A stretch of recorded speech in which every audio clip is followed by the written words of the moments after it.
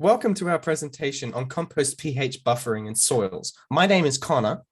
My name is Lewis. I'm Ben. And I'm Alia. Our group decided to investigate the effects of compost on pH buffering and its impact on plant growth in high pH soils. Compost is well documented to have soil pH buffering effects that provide resistance against potentially unfavorable pH changes that could hinder plant growth.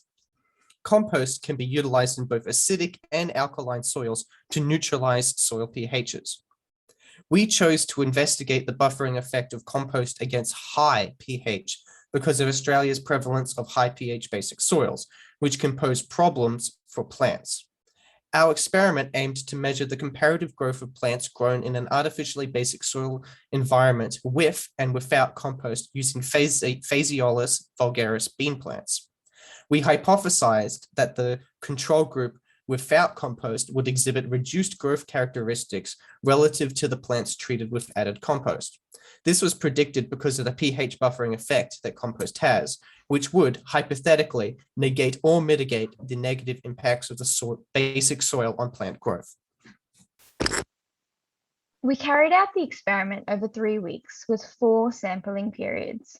On our first day, we added a solution of sodium hydroxide into the soil to alter the pH. The goal was to increase the pH drastically to cause a state of biotic stress so that we could clearly see a difference between compost and non-compost groups. You could say that this experiment was very basic. Compost pellets were crushed and suspended to add to the experimental groups. We then took leaf and height readings for each plant in both groups over the 3 weeks and 4 experimental measuring periods. And on the final day, we also took fresh weights for both shoot and roots for both groups.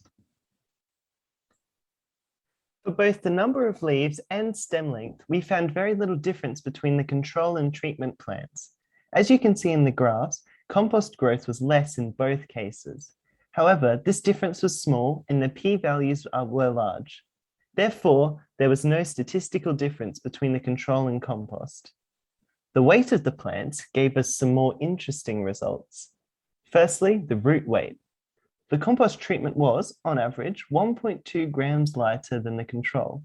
While this may seem like a large difference on the graph, performing a t-test shows that there was no statistical difference, with a p-value of 0.125.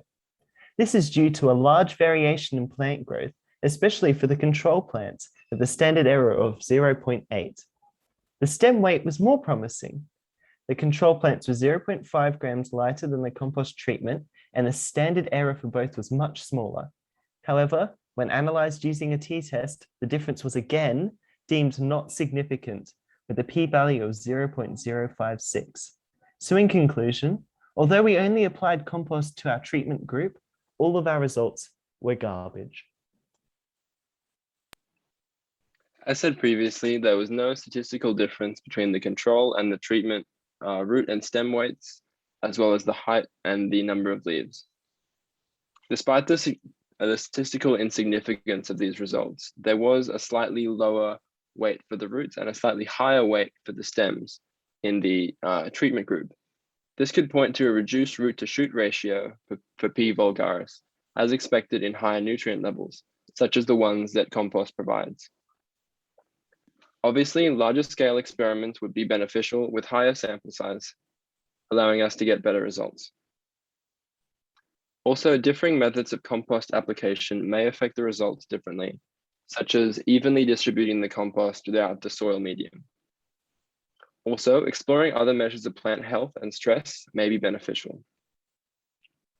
Additionally, we never actually measured the final pH of the soil, so it's difficult to say whether we actually imposed a stress onto the plants as a result of the pH.